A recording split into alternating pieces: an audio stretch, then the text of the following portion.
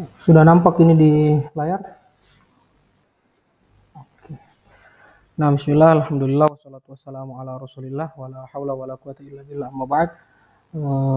Yakumullah, kita panjatkan syukur kita kepada Allah subhanahu wa ta'ala atas begitu banyak kenikmatan yang diberikan kepada kita. Ya, alhamdulillah, malam hari ini Allah subhanahu wa ta'ala berikan kita kesempatan kembali lagi untuk melanjutkan kajian kita ya, pada tadabbur beberapa ayat dalam surat Al-A'la. Pada pertemuan yang lalu ya, kita telah menyebutkan secara singkat tentang asbabun nuzul ya, dari surat Al-A'la ini. Sebelumnya kita juga sebutkan bahwa surat Al-A'la ini dikategorikan sebagai surat Makkiyah. Ada yang masih ingat apa yang dimaksudkan dari surat Makkiyah ini?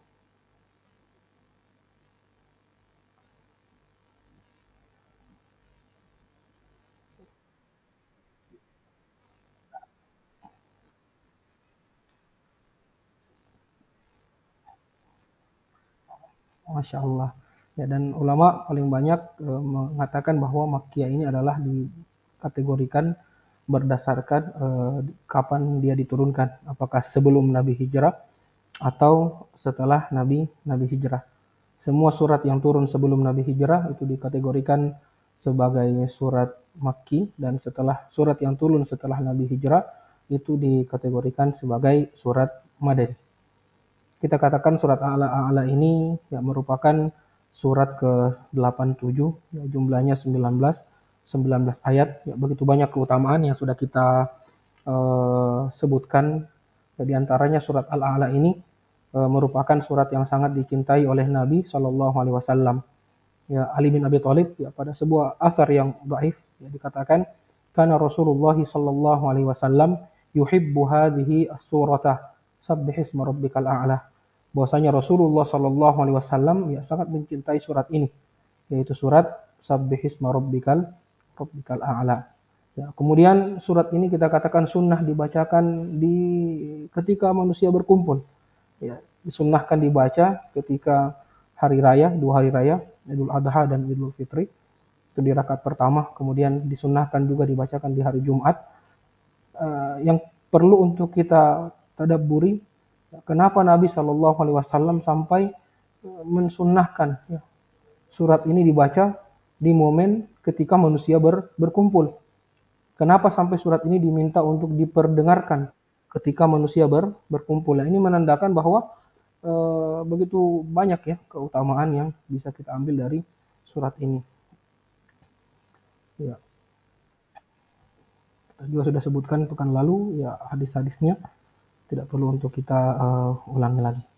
Langsung saja kita masuk di ayat yang pertama. Ya, pekan lalu kita baru membahas tentang makna dari sabbih.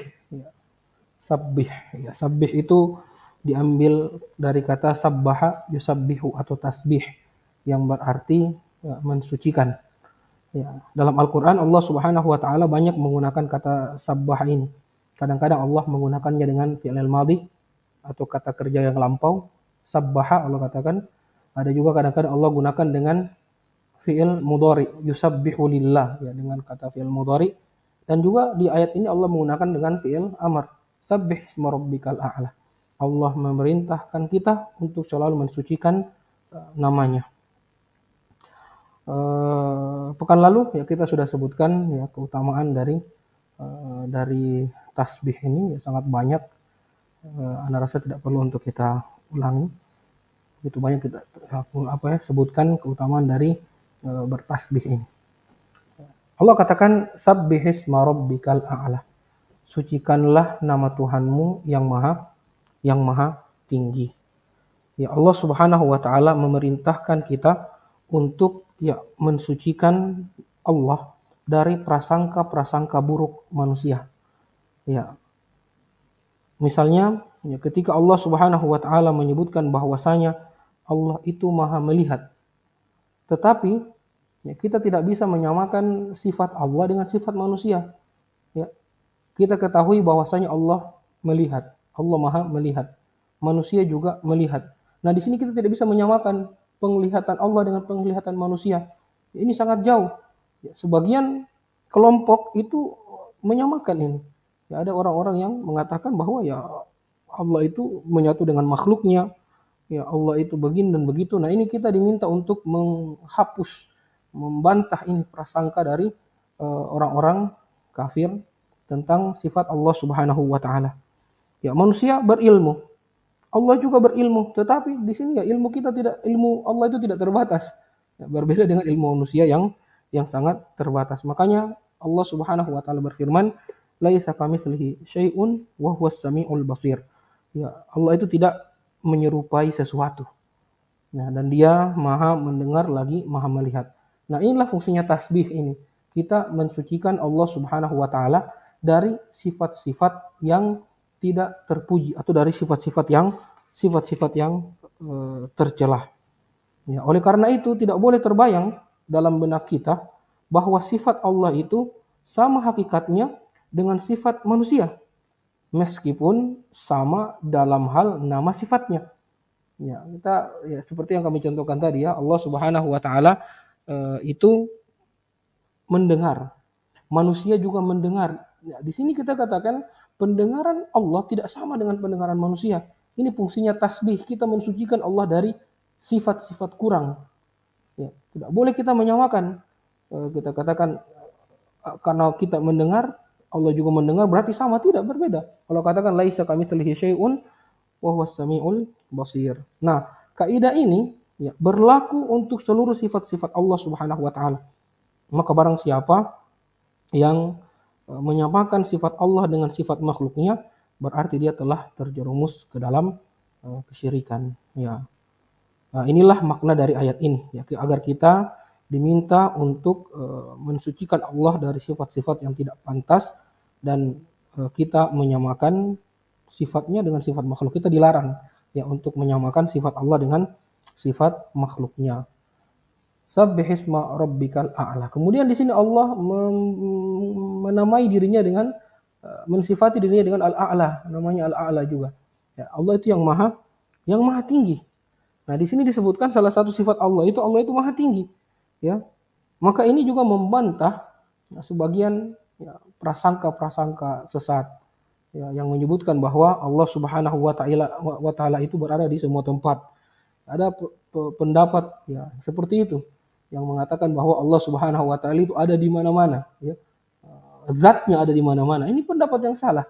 Ya, bahwasanya Allah katakan al-a'la, Allah itu maha tinggi. Ya, tempatnya di atas.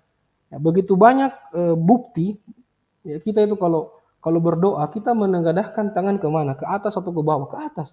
Kita meminta kepada zat Allah ya Subhanahu wa taala yang maha tinggi. Ya, ketika misalnya kalau kita dalam keadaan terdesak, ya kita biasa mengatakan apa? Ya, kita katakan kita serahkan semua kepada yang di atas atau yang di bawah. Ya, itu yang di atas ya. Tidak ada yang mengatakan ya kita serahkan semua ini kepada yang di bawah atau yang di samping, di kiri, di kanan. Kita katakan kita serahkan semua kepada yang di atas. Ini menandakan bahwa memang sifatnya secara fitrah itu manusia mengakui bahwa Allah Subhanahu wa taala itu berada di atas. Nah, kemudian banyak sekali ya bukti-bukti yang menandakan bahwa Allah itu al-a'la, berada di atas. Ya, contohnya kisah Isra dan Mi'raj. Ya, Isra dan Mi'raj itu terjadi di tahun ke-10. Ya, ketika Nabi Shallallahu alaihi wasallam bersedih ya, kemudian dihadiahkan oleh Allah Subhanahu wa taala untuk melakukan perjalanan. Ya, Isra itu perjalanan dari Mekah menuju ke Baitul Maqdis di Palestina. Kemudian Mi'raj itu dari Palestina, dari Baitul Maqdis ke Sidratil Muntaha. Ya, perjalanan. Itu mereka dengan malaikat Jibril naik ke atas langit, ya, naik ke atas langit. Bahkan ketika sampai di Sidratul Muntaha, hanya Nabi Shallallahu alaihi wasallam yang bisa masuk ke atas Sidratul Muntaha ini. Ya, malaikat Jibril itu tidak bisa masuk. Maka sudah menjadi fitrah. Banyak bukti ya yang menyebutkan bahwa Allah Subhanahu wa taala itu di atas. Ini mengingkari beberapa pemahaman-pemahaman yang salah. Ya, contohnya ada dulu pemahaman namanya wahdatul wujud, bahwa Allah Subhanahu wa taala itu bersatu dengan diri manusia. Ini juga pendapat yang tidak dibenarkan. Ini yang diminta Allah Subhanahu wa taala, memerintahkan kita untuk mensucikan Allah Subhanahu wa taala dari sifat-sifat yang buruk. Ya, bahkan di ayat yang lain Allah Subhanahu wa taala sebutkan bahwa Nabi Isa itu diangkat ke mana? Ke langit atau ke bumi? Ya, Allah katakan bal rafa'ahu Allahu ilaihi. Tetapi Allah mengangkat Nabi Isa itu ke atas menuju Allah Subhanahu wa taala. Ya. Sebagian orang itu ada berpendapat bahwa Allah itu di mana-mana, Allah itu begini, begitu. Nah, kita katakan al-a'la, Allah itu maha tinggi zatnya. Bagaimana bentuknya, bagaimana ini kita tidak tahu. Ya, kita tidak tahu. Allah Subhanahu wa taala yang mengetahui bagaimana bentuknya. Ya, sebagaimana Allah juga berfirman, ilaihi yas'adul kalimut thayyibu wal amalus shalih yarfa'uhu.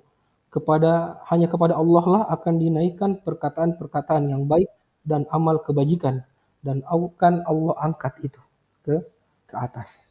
Nah, ini ayat yang pertama, sabbihisma rabbikal a'la. Sucikanlah nama Tuhanmu yang maha tinggi. Jadi intinya dari ayat yang pertama ini, Allah Subhanahu wa taala memerintahkan kita untuk mensucikannya dari prasangka-prasangka buruk, ya, prasangka yang menyamakan Allah dengan manusia, dan seterusnya. Maka dengan cara kita banyak bertasbih, subhanallah, makanya itu pahala tasbih yang kita bahas pekan lalu itu sangat besar, ya, karena kita memang diminta untuk selalu mensucikan Allah Subhanahu wa taala. Ayat yang kedua, Allah Subhanahu wa taala berfirman, alladzi khalaqa fasawwa. Ya, Allah katakan di sini, Allah lah yang menciptakan lalu menyempurnakan ciptaannya. Nah, ini menarik ya. Jadi Allah Subhanahu wa taala ketika menciptakan kita, Allah tidak hanya ciptakan kita seperti itu saja, tetapi Allah sempurnakan ciptaannya. Ya, wa fi anfusikum afala tubsirun, kata Allah. Coba lihat bagaimana diri kita ini. Ya, kadang-kadang itu kami kasih contoh. Ya, coba kita lihat coba lihat wajah kita sekarang. Ya, bagaimana Allah Subhanahu wa taala menciptakan ini dengan begitu sempurna. Coba lihat hidung kita ini, kenapa Allah Subhanahu wa taala taruh hidung kita di sini? Ya, seandainya kalau Allah tidak sempurna dalam penciptaan, coba bayangkan kalau Allah pindah hidung ini di pantat, ya, di belakang. Ya, tentu ini tidak menjadi sebuah hikmah. Allah buat lubang hidung kita ini menghadap ke bawah. Bayangkan kalau Allah buat lubang hidung kita ini menghadap ke atas. Ya, ketika kita mandi, ya, ketika hujan itu masuk air ke hidung. Ya, di antara bukti bahwa Allah Subhanahu wa taala begitu sempurna menciptakan kita, di tubuh kita ini terdapat banyak sekali bulu, ya. Ada bulu rambut, bulu kening, ya, bulu di badan, ya, dan seterusnya. Ya, kenapa? Ketika panjang itu berbeda, ya, panjangnya bulu rambut berbeda dengan panjangnya kening, bulu di kening. Seandainya, ya, kalau Allah Subhanahu wa taala ciptakan ini pertumbuhan, ya, bulu di rambut ini seperti bulu bulu di kening ini seperti bulu di rambut, maka bayangkan coba kening kita ini, ya, penuh dengan bulu yang sangat lebat. Ya, tetapi Allah Subhanahu wa taala dengan sempurnanya menciptakan ini secara teratur. Bulu rambut, ya, dibuat bisa panjang, ya, sedangkan bulu kening, ya, ini dibuat tidak bisa panjang, ya, ada batasan tertentu, ya. Ya, ini diantara bentuk kesempurnaan ciptaan Allah Subhanahu wa taala. Begitu sempurnanya Allah Subhanahu wa taala menciptakan kita, badan kita, jantung kita ketika dia bekerja, ya, luar biasa, ya. Ini sangat sulit untuk kita deskripsikan pada kesempatan kali ini. Di ayat yang lain Allah Subhanahu wa taala sebutkan, alladzi khalaqaka fasawwaka fa'adalak. Ya, Allah yang telah menciptakanmu lalu menyempurnakan ciptaanmu, kejadianmu, dan menjadikan ciptaan ini yang seimbang, yang sempurna. Ini luar biasa, ya, subhanallah. Kalau kita lihat di diri kita saja, begitu banyak tanda-tanda kebesaran Allah Subhanahu wa taala. Kemudian, ya, di ayat selanjutnya Allah Subhanahu wa taala berfirman, walladzi qaddara fahada. Ya, Allah Subhanahu wa taala yang menentukan kadar takdir kita masing-masing dan juga memberikan petunjuk. Nah, jadi Allah Subhanahu wa taala ketika menciptakan kita ini tidak diciptakan abas, ya, sia-sia bermain saja, tidak. Ada petunjuk yang Allah, rambu-rambu yang Allah Subhanahu wa taala berikan kepada kita. Ya. Ya. Walladzi qaddara fahada. Ya, Allah yang menentukan kadar kita, kemudian dia berikan petunjuk, ya. Makanya ini kan ibu-ibu kan semua ini, ya mungkin kalau ada yang sudah punya anak, eh, coba perhatikan ketika waktu pertama kali melahirkan. Ya, anak kita itu tidak tahu di mana posisi eh, tempat dia menyusui. Ya, tempat dia menyusui anak kita tidak tahu. Tetapi ketika anak itu ditaruh di dada ibunya, dia akan langsung menuju ke tempat menyusui tersebut, kemudian dia akan menghisap susu dari ibunya. Nah, siapa yang mengarahkan anak itu untuk dia tahu kalau ini adalah tempat dia menyusui? Itulah maksudnya di sinilah contohnya Allah itu, dia ketika dia menciptakan, dia berikan petunjuk. Ya, ada beberapa itu yang menjadi fitrahnya manusia, ya fitrah normalnya manusia. Ya, wallazi qaddara fahada, binatang misalnya. Ya, hewan-hewan, ya, kucing, itu Allah berikan mereka hidayah, petunjuk, ya. Hidayah kauniyah namanya, petunjuk. Ya, ketika kucing, ya, yang hamil itu bisa melahirkan tanpa bidan. Ya, melahirkan secara normal, siapa yang membuat mereka kucing itu hewan yang tidak berakal, tahu bagaimana cara melahirkan. Inilah diantara petunjuk dari Allah Subhanahu wa taala, ya. Ya, kemudian ketika Allah Subhanahu wa taala menakdirkan kepada kita rezeki, ya Allah berikan kita rambu-rambu bagaimana cara mencari rezeki tersebut. Ya, Allah katakan wa fis sama'i rizqukum wa ma tu'adun. Ya, rezeki kita itu ada di langit dan apa dia dijanjikan. Nah, bagaimana cara mendapatkan atau menurunkan rezeki yang ada di langit ini? Ya, makanya di sini Allah Subhanahu wa taala berikan petunjuk, ada rambu-rambu yang Allah Subhanahu wa taala berikan. Inilah yang dimaksud dengan ayat ini, walladzi qaddara fahada. Ketika Allah menentukan kadar takdir kita, Allah berikan petunjuk. Ya, Allah ciptakan kita di dunia ini bukan untuk main-main. Ya, ada petunjuk, rambu-rambu. Ya, ada perintah, ada larangan dari Allah Subhanahu wa taala. Siapa yang mengikuti perintah Allah maka dia selamat. Siapa yang melaksanakan larangan Allah maka dia akan celaka. Inilah petunjuk-petunjuk yang diberikan oleh Allah Subhanahu wa taala. Ya, kemudian di ayat yang keempat Allah Subhanahu wa taala berfirman, walladzi akhrajal mar'a, dan dialah yang menumbuhkan rerumputan padang gembala. Teman-teman sekalian, ya, bahwasanya Allah Subhanahu wa taala, petani itu yang kita lihat, ya, ketika dia menanam tumbuhan, sesungguhnya tugasnya petani itu cuma menaruh bibit, tetapi yang membuat tumbuhan itu tumbuh, ya, berkembang, menghijau, menguning dan seterusnya, itu adalah Allah Subhanahu wa taala. Ya, ada menarik, ya, tertarik di ayat yang lain Allah Subhanahu wa taala sebutkan secara detail. Allah katakan wa fil ardi qita'um mutajawirat. Ya, di bumi itu, di satu tanah ada bagian-bagian tanah yang saling bersanding, bersampingan satu sama lain. Ya, mutajawirat wa jannat min a'nabim wa zar'in wan nakhil sinwan wa ghair sinwan. Ya, dalam satu tanah itu kata Allah Subhanahu wa taala ada beberapa tumbuhan yang berbeda ditanam. Ada tumbuhan anggur, ada beberapa tanaman yang lain, ada kurma, ya, kurma yang memiliki 2 cabang dan 1 cabang, ya. Allah katakan yusqa bima'in wahid wa nufaddilu ba'daha ala ba'din fil ukul. Ya, tanaman ini, biji ini, bijinya itu, ya, ditanam di satu tanah yang sama, yusqa bima'in wahid, diberikan satu air yang sama. Ya, tetapi Allah katakan wa nufaddilu ba'daha ala ba'din fil ukul, tetapi rasanya berbeda. Ini kan menarik, ya. Ya, Allah, siapa yang membuat rasa ini berbeda kalau bukan Allah Subhanahu wa taala? Allah katakan di bumi itu ada satu tanah, satu bidang tanah yang di dalamnya terdapat berbagai macam tumbuhan. Ada kurma, ada anggur dan seterusnya. Ya, menariknya Allah katakan yusqa bima'in wahid, kata Allah, disiram dengan satu jenis air yang sama, kata Allah Subhanahu wa taala, ya. Tetapi yang terjadi adalah berbeda di rasanya. Nah, siapa yang membuat ini berbeda? Nah, padahal itu biji-biji itu hampir sama itu, ya, semua biji-biji itu hampir sama. Ya. Ditanam di satu tanah, kemudian disiram dengan satu air yang sama, kemudian bisa berbeda rasanya.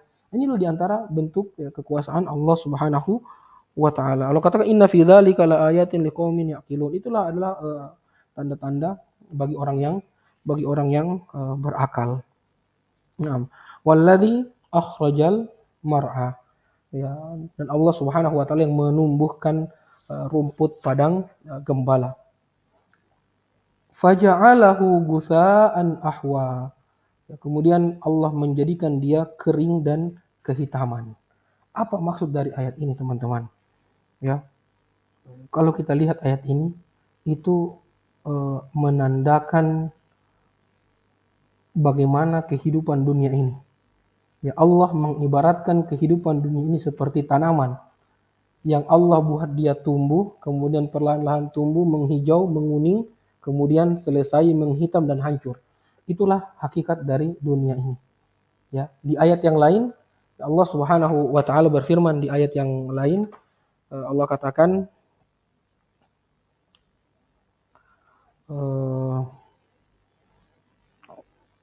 i'lamu annamal hayatud dunya la'ibun wa lahwun wa zinatun wa tafakhurun bainakum. Ketahuilah sesungguhnya kehidupan dunia ini hanyalah permainan dan senda gurau. Ya, perhiasan dan saling berbangga di antara kamu. Ya, berlomba-lomba untuk mencari kekayaan dan anak keturunan. Inilah Allah mengibaratkan kehidupan dunia. Ya, dimulai dari la'ib. Itu kehidupan ketika kita masih anak-anak. Sukanya kita bermain. Ya, ada yang punya anak di sini pasti melihat fase kehidupan pertama kita itu suka bermain. Allah katakan innamal i'lamu annamal hayatud dunya la'ib. Ya, dimulai dengan permainan. Kemudian ketika dia tumbuh menjadi remaja ini berubah menjadi lahwun, banyak senda guraunya. Makanya anak-anak muda itu subhanallah yang tidak diberikan taufik oleh Allah Subhanahu wa taala, ya banyak senda guraunya. Ya, banyak menghabiskan masa mudanya di tempat-tempat yang tidak ada keberkahan di dalamnya. Nah, nanti ketika akan berpindah dari masa dia senda gurau, akan dia berpindah ke masa selanjutnya. Wazinatun wa tafakhurum bainakum wa takatsurun fil amwali wal aulad. Kayaknya kita ini rata-rata di sini berada di fase yang ketiga ya. Ya, fase di mana kita ini sudah ya mementingkan perhiasan, penampilan ya. Kemudian kita saling membangga-banggakan apa yang kita punya. Ya, kemudian kita berada di fase di mana kita berlomba-lomba. Ya, takasur fil amwali wal aulad. Mencari harta yang banyak, kemudian berlomba-lomba dalam berbangga-bangga dengan keturunan. Setelah ini kita akan mati, fase ini akan berakhir. Ya, kemungkinan fase laib walahu ini sudah kita lewati. Ya, sekarang kita berada di fase yang ketiga sebelum kita selesai. Ya, makanya di sini Allah mengibaratkan kita ini seperti tanaman.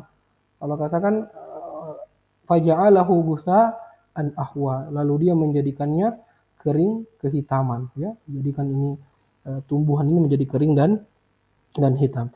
Di ayat yang tadi yang sebelumnya kita sebutkan ya ya'lamu annamal hayatud dunya la'ibun wa lahu wa zinatun wa tafakhurun bainakum wa takathurun fil amwali wal aulad kamathali ghaisin a'jabal kuffara nabatuhu. Seperti hujan yang membuat takjub petani. Ya, kuffar itu di ayat ini berarti petani. Ya, bukan kafir ya. Kamathali ghaisin a'jabal kuffara nabatuhu thumma yahiju fatarahu musfarra. Inilah kehidupan dunia. Allah sedang memisalkan kepada kita kehidupan dunia dengan tumbuhan. Ya. Kemudian tanaman itu yang habis kena hujan, kemudian dia tumbuh menghijau, membuat petani ini kagum. Summa yahiju, dia akan menguning. Fatarahu musfarra. Nah, kemudian kalian akan lihat dia kering, menguning ya. Fatarahu musfarra, summa yakunu hutama. Kemudian dia akan hancur. Begitulah kehidupan dunia ya. Jadi di ayat ini Allah Subhanahu wa taala sedang membandingkan ya memisalkan kita dengan mar'ah. Mar'ah ini adalah rumputan ya untuk pengembala ya. Allah katakan walladzi akhrajal mar'a faja'alahu gusa'an ahwa. Ya, kemudian Allah jadikan tumbuhan yang tadi tumbuh itu menjadi kehitaman. Makanya ya ini sebagai peringatan kepada kita bahwa ya kehidupan kita di dunia ini sementara ya, tidak akan kita kekal abadi di dunia ini. Nah, makanya ya sebagian ahli bahasa mengatakan ya dunia ini kan apa itu dunia? Ada yang tahu artinya dunia? Dunia apa dunia itu?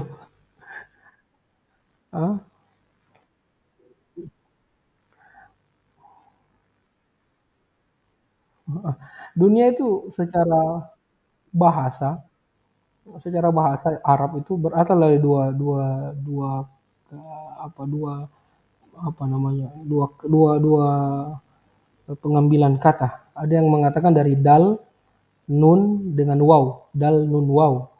Dunu kemudian menjadi dunia. Ya, biasa orang Arab begitu. Dal nun waw. Dunu itu artinya adalah sesuatu yang dekat. Maka dunia ini kenapa dikatakan sesuatu yang dekat? Karena sekarang ada di hadapan kita. Yang jauh itu akhirat nanti. Kalau kita sudah meninggal, maka sudah siap-siap kita akan pindah ke alam yang namanya alam barzakh. Itu alam transit kita sebelum kita menuju ke alam akhirat. Ya. Itu pengertian pertama ya, dunu artinya sesuatu yang dekat. Yang kedua, dunia itu adalah berasal dari kata dal, nun dan alif. Alif. Ya, dal, nun dan hamzah.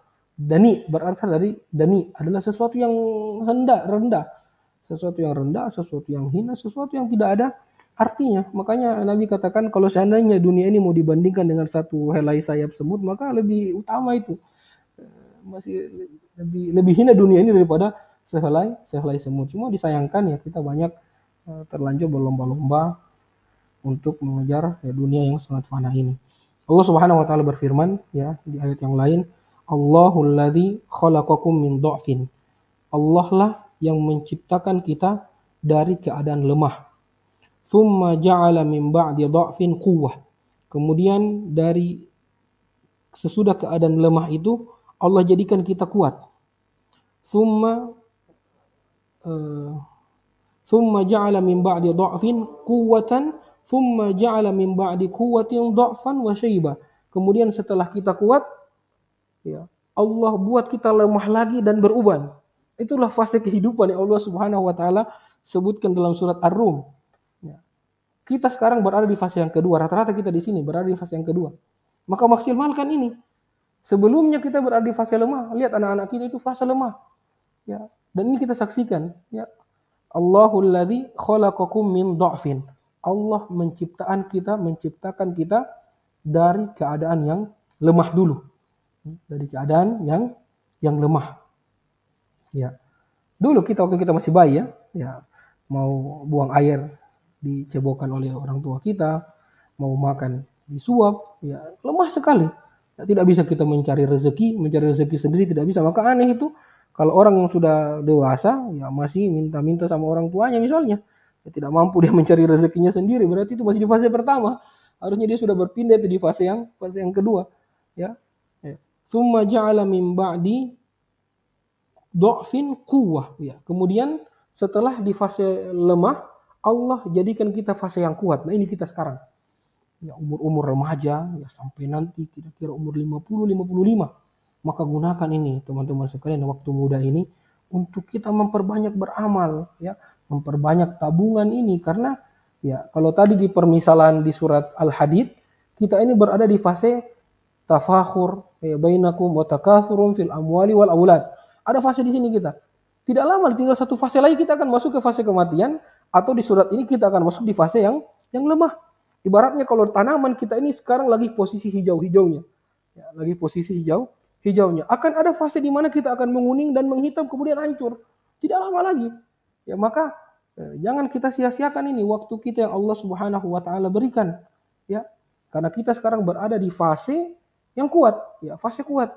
Ya, kalau jadi ulangi lagi kalau kita lihat dari ayat yang di surat Al-Hadid, nah kita ini sekarang berada di fase takatsur wa tafakhurun bainakum wa takatsurun fil amwali wal aulad. Ya.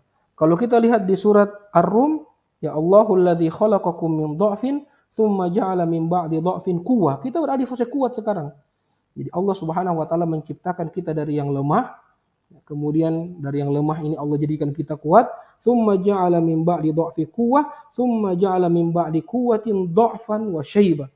Ya, kemudian setelah fase kuat ini Allah akan kembalikan kita ke fase lemah dan beruban. Ya, ini yang membedakan fase lemah pertama dengan fase lemah kedua. Ya, fase lemah pertama tidak ada ubannya.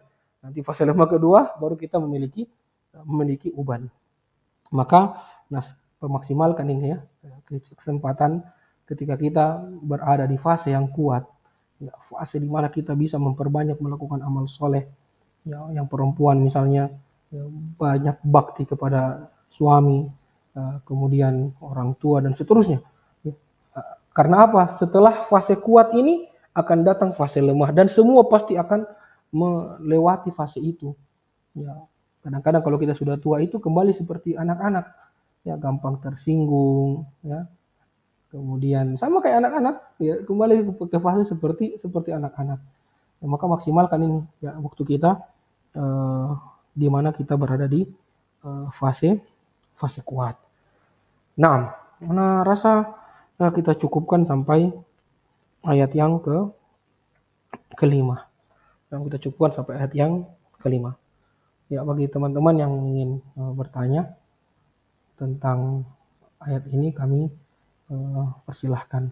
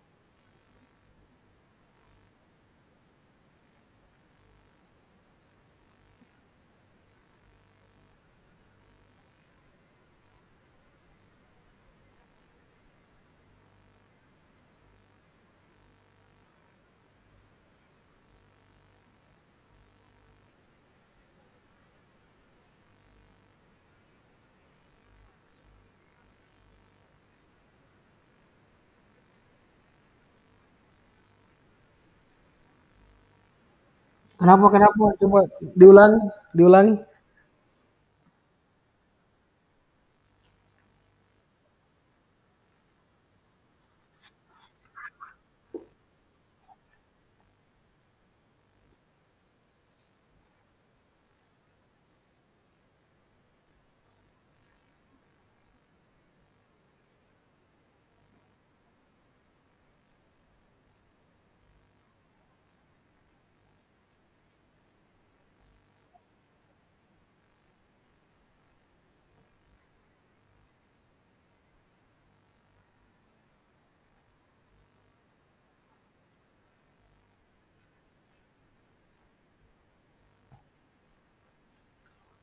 Di surat surat Yasin Allah sebutkan waman nu'ammirhu nunaqqishu fil khalq. Ya, barang siapa yang diberikan umur panjang itu akan dikurangi sedikit demi sedikit penciptaannya. Ya, akan dikurangi. Dulu mungkin kalau sekarang pendengaran kita ini bagus, ketika sudah berumur mungkin pendengaran akan dikurangi oleh Allah Subhanahu wa taala. Yang kita minta kepada Allah Subhanahu wa taala agar jangan sampai di masa tua nanti ini kita memalukan. Ya, Allah katakan Nabi katakan man asya alaihi mata alaihi, barang siapa yang hidup dengan sebuah kebiasaan maka dia akan mati dengan kebiasaan tersebut. Manakala kita menjaga diri kita di waktu muda, maka kita akan terbawa dengan kebiasaan-kebiasaan tersebut ketika di masa tua nanti. Jadi yang begitu, kalau memang kita di fase ini banyak mainnya, banyak bersenda guraunya dan seterusnya, maka di masa tua nanti akan seperti itu. Kita akan banyak menyusahkan orang nanti. Ya. Ya, jadi ini bukan sesuatu hal yang hina ketika Allah Subhanahu wa taala mengurangi pendengarannya, Allah tidak. Itu sudah menjadi sunnatullah. Cuma ada sebagian orang yang akan tua dengan cara yang memalukan, ada orang yang akan tua dengan cara yang luar biasa, ya, anak-anak mencintainya, ya, dan seterusnya dan seterusnya. Jadi itu tadi ya, barang siapa yang hidup dalam suatu kebiasaan maka dia akan mati dengan kebiasaan tersebut. Manakala kita menjaga diri kita di masa kuat ini, maka kebiasaan itu akan terbawa nanti sampai kita tua, ya. Allah taala alam.